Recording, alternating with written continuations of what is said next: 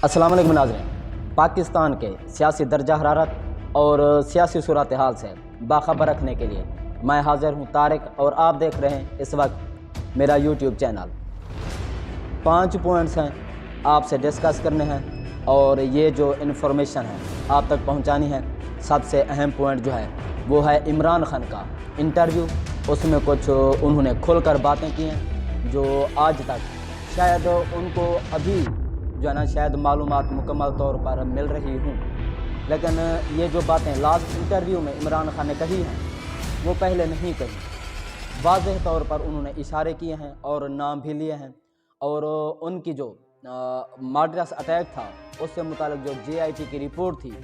वो मंजर आम पर आई है, और उसमें इमरान खान ने बताया है कि उस पर अटैक क्यों हुआ, किसने कराया, उसकी वजूहात क्या थी, उसको रंग क्या दिया जा रहा था, और क्या वो साफ़ और शफाफ तहकीकात हो रही हैं, क्या जो नाम इमरान खान ने दिए थे उन पर FIR हो सकेगी या नहीं, उससे मुतालिक हम डिस्कस करेंगे। दूसरा पॉइंट है कि इमरान खान के ख़िलाफ़ कौन से प्रोपेगंडाज हो रहे हैं या मज़ीद होने जा रहे हैं। 2-3 प्रोपेगंडाज हैं, वो भी आपको बताएंगे। तीसरा पॉइंट है कि 2023 में इंटरनेशनल इकोनॉमी ग्रोथ के लिए ये जो नया साल है 2023 कैसा रहेगा, वो भी आपसे रिपोर्ट जो है वो शेयर करें। पाकिस्तान के लिए आप सबको पता है कि 2023 और जो 2022 के अप्रैल के बाद जो 8-10 महीने थे वो पाकिस्तान पर कितने भारी थे,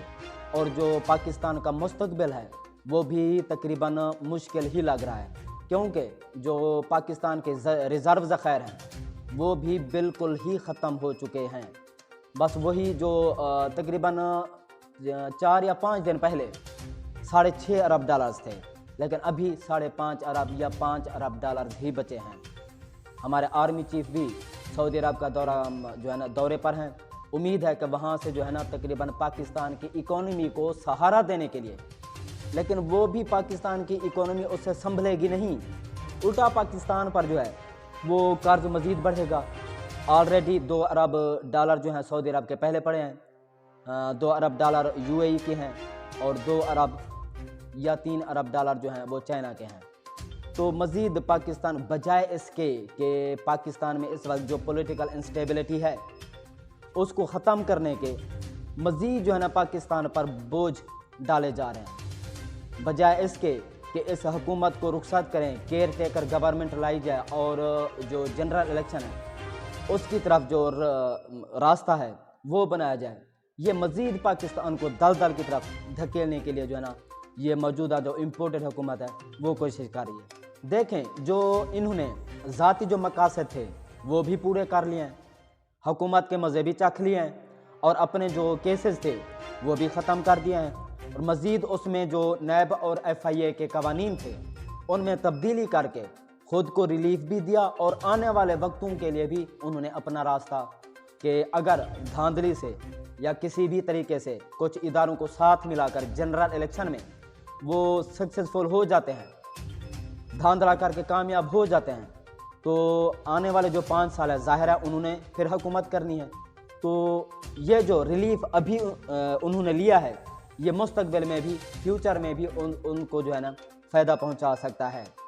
तो ज़ाती मकासद उनके पूरे हो चुके हैं। तो इस वक्त जो अना का मसला बनाया हुआ है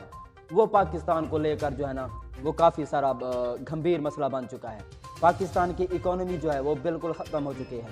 6% ग्रोथ रेट से जो जब पाकिस्तान तहरीक इंसाफ की हुकूमत गिराई गई इमरान खान की, उस वक्त जो इकोनॉमी ग्रोथ रेट थी, जो वर्ल्ड इकोनॉमिक ऑर्गेनाइजेशंस हैं उनकी रिपोर्ट है, वही बता रहे हैं कि तहरीक इंसाफ दौर में पाकिस्तान की जो इकोनॉमी ग्रोथ रेट थी वो अच्छी थी, बेहतरीन थी, टैक्स कलेक्शन भी हो रही थी, और तरक्याती काम भी हो रहे थे, लंगर खाने भी चल रहे थे, डैम्स भी बन रहे थे, जो इंडस्ट्रीज़ थी वो भी चल रही थी। इंडस्ट्रीज़ को लेबर ज़रूरत थी,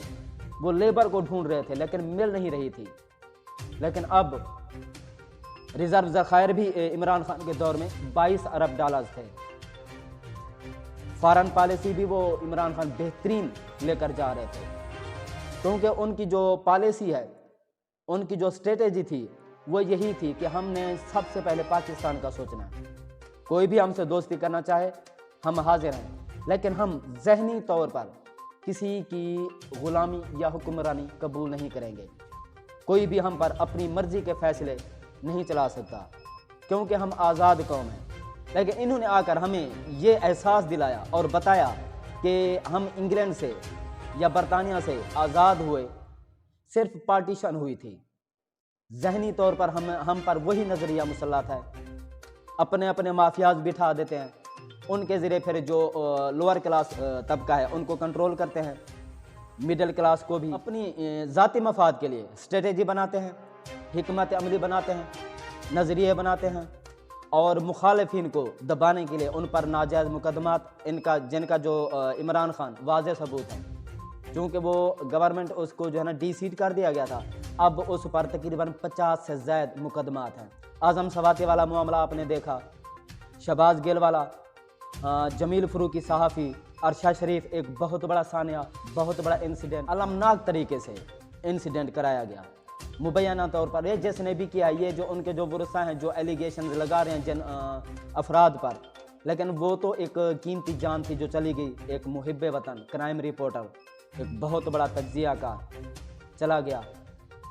उस पर भी जो सुप्रीम कोर्ट की जो है ना वो समाअत शुरू हो चुकी है। उम्मीद है सुप्रीम कोर्ट से हमें कि वो उस पर इंसाफ उसके अहल खाना को और जो अरशद शरीफ से मोहब्बत करते थे लोग, उनको इंसाफ फराहम करेगी। सबसे पहले जो अहम मामला है वो है 2023 पाकिस्तान से मुतालिक। तो आप तो जानते हैं कि पाकिस्तान की जो है ना मईशत है वो 2023 में तकरीबन ख़राब हो चुकी है और पाकिस्तान की मईशत का जो मुस्तकबिल है वो भी गंभीर नज़र आ रहा है। पाकिस्तान की मईशत इस वक्त बैठ चुकी है और आलमी इदारे इस पर क्या कह रहे हैं वो रिपोर्ट हम आपसे शेयर करते हैं। IMF ने इंतबाह किया है। IMF इस वक्त जो है ना डायलॉग IMF की जो डिमांड हैं उसकी तरफ नहीं जा रहे, क्योंकि इनको लगता है क्योंकि IMF कर्जा देना चाहता है, लेकिन उसकी डिमांड जो हैं, जो मुतालबात हैं, वो अब इस वक्त बहुत ही सख्त हैं, कड़ी शराइत हैं। वो कहेंगे कि ये महंगा करो, ये महंगा करो, लेकिन मज़ीद गुंजाइश नहीं है पाकिस्तान की आवाम पर बोझ डालना। काबिल बहुत बड़ी ज़्यादती होगी और बहुत बड़ी PDM की गलती होगी। अब ये IMF के पास जाना नहीं चाहते, इसलिए हमारे जनरल साहब को सऊदी अरब भेज दिया ताकि वहाँ से कुछ 1 अरब 2 अरब 3 अरब डॉलर या कुछ इस तरह की कोई रकम मिल जाए, जैसे पाकिस्तान के जो रिज़र्व ज़ख़ायर हैं वो, क्योंकि LCs रुकी हुई हैं, एक्सपोर्ट ख़त्म हो चुकी हैं और ये जाली रिपोर्ट्स बना कर आवाम तक शेयर कर रहे हैं। उधर आकर ख्वाजा आसिफ साहब बयान देते हैं कि हमारे पास पैसे नहीं हैं। इसाक डार साहब कहते हैं, इसाक डाला साहब के हमारे पास पैसे नहीं हैं। एक और चीज़ मैं आपको बताता चलूँ कि इकोनॉमी की जो बुरी सूरत हाल है,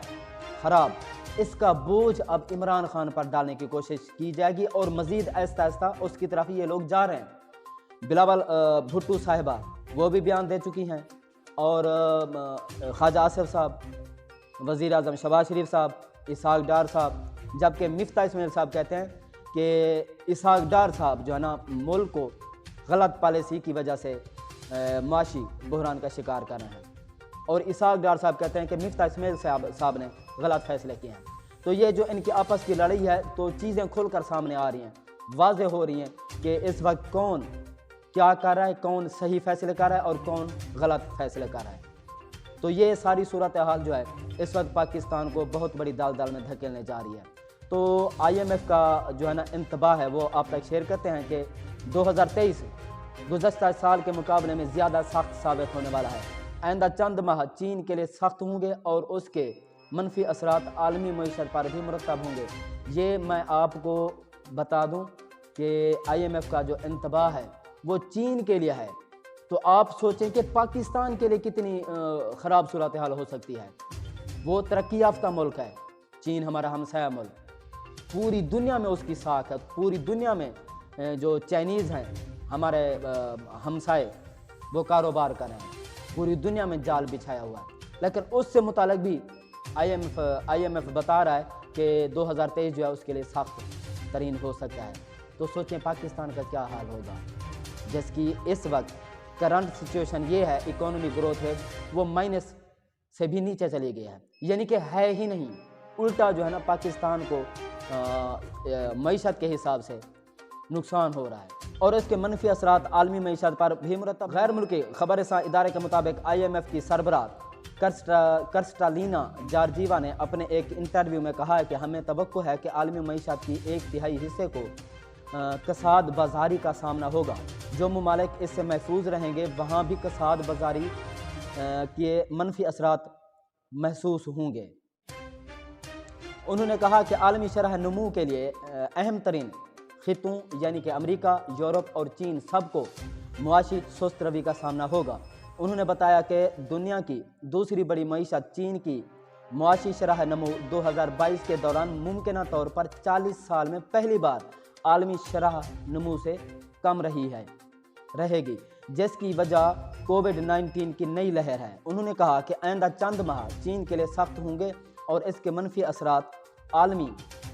معیشت پر بھی مرتب ہوں گے۔ انہوں نے کہا کہ ہو سکتا ہے کہ امریکی معیشت کساد بازاری کو ٹالنے میں کامیاب ہو جائے مگر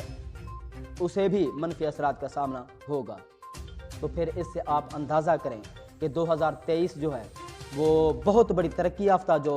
کنٹریز ہیں، ممالک ہیں، اس کے لیے مشکل ثابت ہوگا، تو پاکستان کے لیے کیا ہوگا؟ اور پاکستان کے ساتھ جو انہوں نے اس وقت کھیل کھیلا ہے، جو اس کا بیڑا غرق کیا ہے، اپنے بیڑے انہوں نے تارے ہیں، اپنے بیڑے جو ہے نا انہوں نے سمندر کنارے ساحل پر جو ہے نا کھڑے کر دیے ہیں۔ پاکستان پر جو بھی حالات ہوں گے ان کو فرق نہیں پڑتا، یہ ایلیٹ کلاس ہیں، انہوں نے اپنے ایسٹس بنائے ہیں، اپنی زمینیں جائیدادیں، ان کو فرق نہیں پڑتا ڈالر سستا ہو یا مہنگا ہو، کسان روئے یا ہنسے، اس کو کسی چیز کا اپنی اس کی جو فصلیں ہیں اس کا ریٹ اچھا ملے یا ملے، غریب کو گھی سستا ملے یا مہنگا ملے، ان کو فرق نہیں پڑتا، ان کی اندھا دھند جو کمائی ہے۔ آپ یہ دیکھ لیں کہ بجائے پاکستان کو ایک ترقی کی راہ پر گامزن کرنے کے، چلو آپ لوگ آ بھی گئے تھے رجیم چینج آپریشن کے بعد، تو پاکستان اس وقت کہاں جا رہا ہے؟ کوئی بھی نوٹ نہیں کر رہا، نہ یہ نوٹ کر رہے ہیں کہ اس وقت عوام کس کے ساتھ کھڑی ہے، عوام کیا چاہتی ہے، عوام کی رائے کا احترام کیا ہی نہیں جا رہا۔ تو اگر آپ عوام کی رائے کا احترام نہیں کریں گے تو ظاہر ہے اس کا نقصان کس کو ہوگا؟ ملک کو ہوگا، جو آپ اس کی فکر بھی نہیں کر رہے۔ عمران خان کے انٹرویو سے متعلق آپ سے جو چند بیسک پوائنٹس ہیں وہ شیئر کرتے ہیں۔ انہوں نے کچھ واضح طور پر اس وقت انٹرویو شیئر کیا ہے، 2-4 چیزیں ہیں وہ اہم آپ تک شیئر کر دیتا ہوں۔ پہلا یہ کہ انہوں نے پہلے تو یہ کہا کہ اس پر حملہ کیوں کرایا گیا، کیونکہ وہ رجیم چینج آپریشن کے خلاف تھے اور اس کے جو کردار تھے سہولت کار، اس کو وہ بے نقاب کرنا چاہتے ہیں اور کر بھی رہے ہیں۔ ایک تو یہ وجہ ہے، دوسرا یہ کہ وہ NRO-2 کے خلاف ہیں، یہ جو ابھی مکمل کیا گیا ہے NRO-2، اور ان کو یہ بھی خوف ہے کہ اگر عمران خان اقتدار میں آ جاتے ہیں تو ٹوٹل جو انہوں نے قانون میں امینڈمنٹ کی ہے، تبدیلی کی ہے، وہ ٹوٹل ریورس ہوگا، رجیم چینج آپریشن ریورس ہوگا۔ جن لوگوں نے اپنے اپنے مقدمات ختم کیے ہیں ان کو اس چیز کا خوف ہے کہ عمران خان کو، یہ بقول عمران خان کے، کہ عمران خان کو راستے سے ہٹایا جائے، ورنہ ان کے لیے وہ مشکلات پیدا کر سکتا ہے، اور ان کے ہینڈلرز کے لیے جنہوں نے نو کانفیڈنس موشن کو کامیاب کرایا، اور اسی دوران جو ہارس ٹریڈنگ ہوئی ہے، عمران خان کے اتحادیوں کو توڑا گیا، ان کو سبز باغ دکھائے گئے جو اب چیخ بھی رہے ہیں۔ کیا فائدہ ہوا آپ لوگوں کا؟ آپ کو کتنا فائدہ ہوا؟ ملک کو کتنا فائدہ ہوا کہ آپ ایک چلتی، اچھی بھلی چلتی معیشت کو جو ہے نا آپ نے اس کا ساتھ چھوڑ کے ایک ایسی قیادت کو چنا، ایک ایسی سمت آپ چل پڑے کہ جس نے پاکستان کی سمت کو موڑ کے رکھ دیا، پاکستان کی کمر کو توڑ کے رکھ دیا۔ عمران خان کے دور حکومت میں جو مہنگائی کی شرح تھی وہ تو 11% تھی، اب تو 26% ہے۔ اگر وہاں آپ کا ضمیر جاگ گیا تھا تو اب کیوں نہیں جاگ رہا؟ تو اس سے معلوم ہوتا ہے کہ آپ کو کرسیاں عزیز تھیں یا پھر کوئی آپ کے ذاتی مقاصد۔ تو عمران خان نے جو کچھ چیزیں وہ شیئر کی ہیں، وہ یہ JIT رپورٹ میں یہ انکشاف ہوا ہے کہ حملہ آور 3 تھے، اور یہ شروع سے عمران خان کہہ رہے ہیں۔ وہ کہتے ہیں کہ ایک تو نوید تھا، وہ تو نیچے سے جو ہے نا فائر کر رہا تھا، ٹھیک ہے، اور جو وہ کہتے ہیں عمران خان کے ایک جو برسٹ ان کے اوپر سے گزرا، جو ہی وہ نیچے گرے ہیں ایک برسٹ جو ہے وہ اوپر سے گرا ہے۔ اور فرانزک رپورٹ میں یہ بھی بات سامنے آئی ہے کہ ان کے جو گارڈز تھے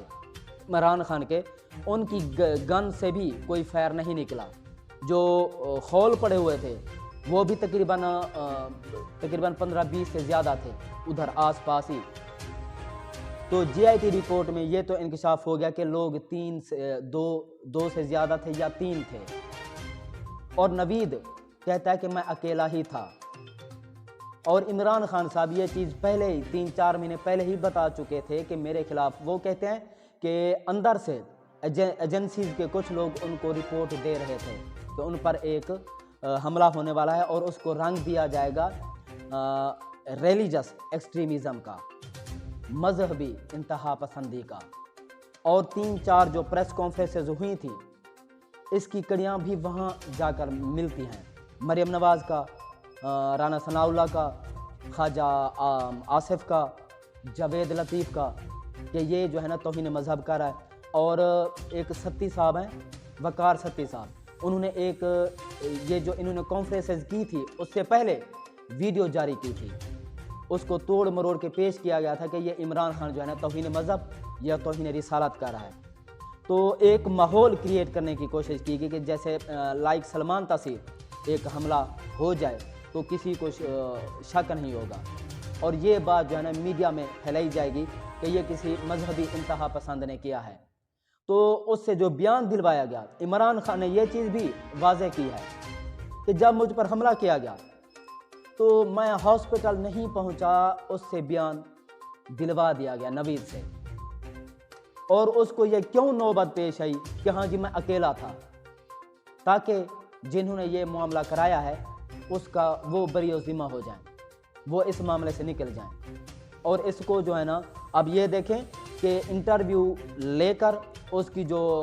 شیئر کیا گیا تھا وہ جیو نیوز کے اینکرز وغیرہ، غریدہ فاروقی، یہ عمران خان صاحب واضح طور پر بتا چکے ہیں، وہ کہتے ہیں کہ جو عمران خان کے خلاف تھا میڈیا سیل، اس کو جو ہے نا شیئر کی گئی تاکہ وہ اس کو جو ہے نا ایک پروپیگنڈے کے طور پر اچھالیں اور عوام میں یہ نیریٹو بلڈ اپ کریں کہ یہ ایک مذہبی انتہا پسند نے کیا ہے، کسی نے کرایا نہیں ہے۔ لیکن اب 3 لوگ جو ہے نا اس میں شامل ہیں، 3 لوگ، یعنی اس کا مطلب یہ ہے کہ یہ پلانٹڈ تھا، پلان کیا گیا ہے عمران خان کو راستے سے ہٹانے کے لیے۔ تو ظاہر ہے پھر اس کے پیچھے تو کوئی ہوگا نا۔ تو عمران خان صاحب نے ایک واضح طور پر ایک سیریس ایلیگیشن لگایا ہے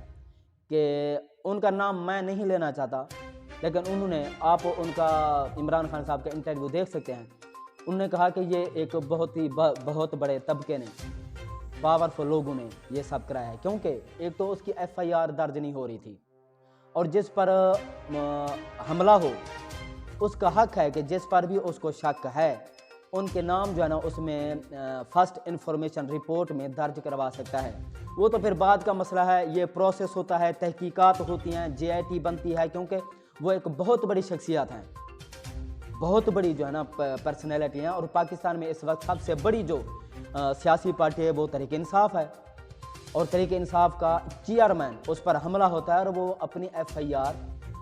درج نہیں کروا پاتا۔ تو یہ آخر کون ہے جو اس سارے سسٹم کو کنٹرول کر رہا تھا، جبکہ حکومت تو عمران خان کی ہے، DPO بھی عمران خان کی حکومت کا ہے، اور جو JIT ہے اس ٹیم کو DPO صاحب نے اپنا رپورٹ، اپنا موبائل بھی نہیں دیا، اس تفتیش کا حصہ بھی نہیں بنے، اور نہ ہی ان سے کوآپریٹ کیا ہے۔ عدالت شاید اس کو JIT میں شامل ہونے کا حکم دے تو شاید ہو، ورنہ وہ تو نہیں ہو رہا، اور وہ DPO صاحب جو ہیں وزیر اعلیٰ پرویز الہی صاحب کے انڈر ہیں اور ان کے قریبی بھی سمجھے جاتے ہیں۔ تو یہ چیز سوچنے کی بات ہے کہ آخر DPO بھی، حکومت بھی عمران خان کی ہے، کیونکہ وزیر اعلیٰ اس وقت جو ہے نا عمران خان کے الائے ہیں، اتحادی ہیں، ان کے ووٹ سے جو ہے نا پرویز الہی صاحب وزیر اعلیٰ بنا ہے۔ مونس الہی صاحب بھی جو ہے نا اس کی یقین دہانی کرا رہے ہیں کہ اس وقت وہ بیرون ملک ہیں، کہ آتے ہیں اس پر کچھ کرتے ہیں۔ ایک اور چیز کہ عمران خان کے خلاف کون سے پروپیگنڈاز ہوں گے، یہ بھی آنے والے وقت میں آپ کو نظر آئے گا۔ ایک یہ کہ ایک تو یہ نیریٹو عوام میں بلڈ اپ کرنے کی کوشش کی جائے گی کہ عمران خان کو گولیاں لگی ہی نہیں ہیں، یہ شو کرانے کی کوشش کی جائے گی کہ وہ گرا ہے، گرنے کی وجہ سے نا یہ چھوٹے موٹے زخم آئے ہیں، ایک یہ، دوسرا یہ کہ یہ عمران خان نے خود کرایا ہے کیونکہ اس کی پاپولیرٹی ختم ہو رہی تھی، وہ اس لانگ مارچ کو مزید فیمس کرنے کے لیے، عوام کو لانگ مارچ کی طرف اٹریکٹ کرنے کے لیے یہ سب عمران خان نے خود جان بوجھ کر کرایا، اور یہ بہت جلد عنقریب آپ کو دیکھنے کو ملے گا۔ لیکن عوام اب بے وقوف نہیں بننے والی، عمران نہیں کرا سکتا ایسا، کیونکہ اس وقت وہ عمران خان پاپولیرٹی کا جو گراف ہے اس وقت بہت ہی اوپر ہے، سب سے اوپر ہے، اور بائی الیکشن میں آپ سب دیکھ چکے ہیں، اور یہ حملہ بھی اسی کی کڑی ہے، کیونکہ بائی الیکشن میں اس کو عمران خان کو فتح نصیب ہوئی ہے، اور وہ بھی 75% کے مارجن سے، اور اس کی پاپولیرٹی کے خوف سے جو ہے نا یہ سب ہو سکتا ہے کہ کرایا گیا ہو بقول عمران خان کے، اس کو تو یقین ہے، لیکن شکوک و شبہات عام لوگوں میں بھی یہ پائے جاتے ہیں کہ یہ شاید انہوں نے اس کی جو ہے نا پاپولیرٹی کو ختم کرنے کے لیے عوام میں یا راستے سے ہٹانے کے لیے یہ سب کرایا گیا ہو۔ عمران خان کو کافی سارے جو ہے نا تحفظات ہیں، مزید وہ کہتے ہیں کہ اس پر جو ہے نا مزید جو کارروائی ہوگی اس میں ہو سکتا ہے کہ رکاوٹ ڈالی جائے۔ بات ہو رہی تھی کہ عمران خان کے خلاف کون سے پروپیگنڈاز ہو سکتے ہیں، پہلا آپ کو بتا چکا ہوں، دو بتا چکا ہوں، ایک یہ کہ بتایا جائے گا کہ اس کو گولیاں نہیں لگیں، گرنے کی وجہ سے اس کو چوٹ آئی ہے، دوسرا یہ کہ عمران خان نے یہ خود کرایا ہے اور عوام کو بے وقوف بنانے کی کوشش کی جائے گی۔ رانا ثناء اللہ صاحب کہتے ہیں کہ اگر اس کو گولیاں لگتیں تو وہ ہفتہ 15 دن ہل بھی نہیں سکتا تھا، تو 3 جو زخم دکھائے گئے ہیں وہ کس چیز کے تھے؟ اگر وہ گرتا بھی تو کیا وہ ایک نیچے کوئی لوہے کے کچرے تو نہیں پڑے تھے، ٹکڑے تو نہیں پڑے تھے جو اس کو لگے ہیں، وہ تو ایک صاف ستھرا سیدھا سادہ کنٹینر تھا، ظاہر ہے اس کو گولیاں تو لگی ہیں۔ تیسرا جو بیانیہ بنایا جائے گا وہ یہ کہ عمران خان کی وجہ سے، پاکستان تحریک انصاف کی وجہ سے جو ہے نا پاکستان میں پولیٹیکل انسٹیبلٹی آئی اور معیشت جو ہے نا پاکستان کی بیٹھ گئی ہے، اور یہ آہستہ آہستہ جو ہے نا یہ نیریٹو بلڈ اپ کیا جا رہا ہے، مزید اس پر جو ہے نا کام کیا جا رہا ہے اور بہت ہی سخت بیانیہ اپنائے جائیں گے۔ عوام کو ہو سکتا ہے کہ بے وقوف بنانے کی کوشش کی جائے، لیکن یہ تقریباً بہت ہی مشکل ہے، ناممکن تو نہیں ہے لیکن مشکل بہت ہے، کیونکہ یہ جو میڈیا ہے نا، لفافہ میڈیا ہے یا لفافہ اینکرز ہیں، یہ جو ہے نا سارا کچھ ایک 5th جنریشن کے طور پر جو ہے نا اپنے میڈیا کو استعمال کرتے ہیں، اور کسی کے خلاف بھی یہ ایک کمپین چلا کر اس کو جو ہے نا ڈی فیم کرنے کی کوشش کرتے ہیں، اور اس کے لیے ایک ان نون وکیل کو بھی جو ہے نا ہائر کیا گیا ہے، جس نے آ کر سرکاری ٹی وی پر، حالانکہ وہ عمران خان کے بیانات نہیں چلاتا پی ٹی وی ہمارا، لیکن ایک وکیل صاحب ہیں، اس کا بیان جو ہے نا سرکاری ٹی وی پر چلا ہے، جو وہ عمران خان سے متعلق کہہ رہے ہیں کہ یہ عمران خان نے خود کرایا ہے انسیڈنٹ، اپنی جو ہے نا شہرت کو بچانے کے لیے، مقبولیت کو مزید بڑھانے کے لیے۔ دوسرا یہ کہ اس کو گولیاں لگی ہی نہیں ہیں، یہ ایک وکیل صاحب ہیں، اور جلد اس سے متعلق اس کی ایک تصویر بھی وائرل ہوئے ہے جو اٹھ کر جو ہے نا شہباز شریف صاحب کو ہاتھ ملا رہے ہیں۔ آخر میں ایک بیان ہے چودھری پرویز الہی صاحب کا، پہلے تو وہ کہہ رہے ہیں کہ اگر قائد اعظم کے بعد اگر کوئی لیڈر آیا ہے تو وہ عمران خان ہے۔ دیکھیں یہ بہت ہی چالاک لوگ ہیں، ہو سکتا ہے کہ وہ اس وقت عمران خان سے وفا کرنے کے موڈ میں ہوں، لیکن وہ ایک خاص طبقے کو، ایک خاص پاورفل انسٹیٹیوشن کو وہ اگنور نہیں کر سکتے۔ اس وقت انہوں نے اپنی سیاست بچانی ہے چودھری برادران نے، اور بیانات پر بیانات دے رہے ہیں، اور یہ سوچنے والی بات ہے کہ اس کے پرویز الہی کے انڈر ہوتے ہوئے ڈی پی او صاحب نہ تو موبائل دے رہے ہیں فرانزک ٹیسٹ کے لیے، اور نہ ہی جو ہے نا جے آئی ٹی تفتیش میں شامل ہو رہے ہیں، اور نہ ہی ان سے کوئی کوآپریٹ کر رہے ہیں۔ یہ 2-3 نکات ہیں، اور سوالات اٹھائے بھی ہیں فواد چودھری صاحب نے کہ پرویز الہی کے سامنے ہم نے یہ رکھے ہیں سوالات، پھر دیکھتے ہیں کہ اس پر پرویز الہی صاحب کیا جو ہے نا اپنا موقف دیتے ہیں۔ پرویز الہی صاحب نے کہا کہ مجھے ووٹ آف کانفیڈنس لینے کی ضرورت ہی نہیں ہے، کیونکہ گورنر کا جو انہوں نے نوٹس جاری کیا تھا ووٹ آف کانفیڈنس کے لیے اجلاس طلب کیا تھا، وہ غیر قانونی ہے، غیر آئینی ہے۔ اس پر جب ہے ہی غیر آئینی تو ہم اس پر عمل کیوں کریں، اور نہ ہی اس پر سپیکر عمل کرنے کا جو ہے نا پابند ہے۔ تو انہوں نے یہ بیان دیا کہ ہم ووٹ آف کانفیڈنس کرانے کے پابند نہیں ہیں، کیونکہ اس کا جو فیصلہ تھا وہ غیر آئینی تھا اور اس کو ہم نہیں مانتے۔ تو ناظرین، آخر میں ایک بات، یہ لسٹ میرے پاس موجود ہے، میں ٹوٹل نام میں آپ کو گنوا سکتا ہوں۔ انڈیا کی کچھ جو ہے نا پاورفل اور جن کو رچ مین بولتے ہیں انڈیا کے، تقریباً 10، ان میں سے کسی ایک کا بھی اگر ہم جو پیسہ ہے، ان کی جو ایسٹس ہیں یا جائیداد ہیں یا ان کے جو ڈالرز ہیں، ان کو کاؤنٹ کریں تو ہمارے اسٹیٹ بینک کے پاس جو اس وقت پیسہ پڑا ہے، ڈالرز پڑے ہیں، اس سے 2-3 گنا زیادہ ہیں۔ کسی ایک بھی انڈین رچ مین کا ہم پیسہ کاؤنٹ کر لیں، میں ایک کا جو ہے نا آپ کو نام بتا دیتا ہوں کیونکہ لسٹ بہت بڑی ہے، مزید اس پر تفصیلاً ہم آپ کو اگلے ویلوگ میں جو ہے نا شیئر کریں گے۔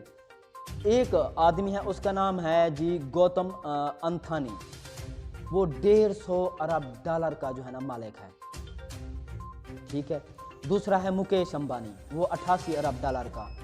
جو ہے نا مالک ہے۔ تیسرا ہے سارس پونا، وہ 21 ارب ڈالر کا مالک ہے۔ چوتھا ہے جی شیو نادر، وہ 21.4 ارب ڈالر کا مالک ہے۔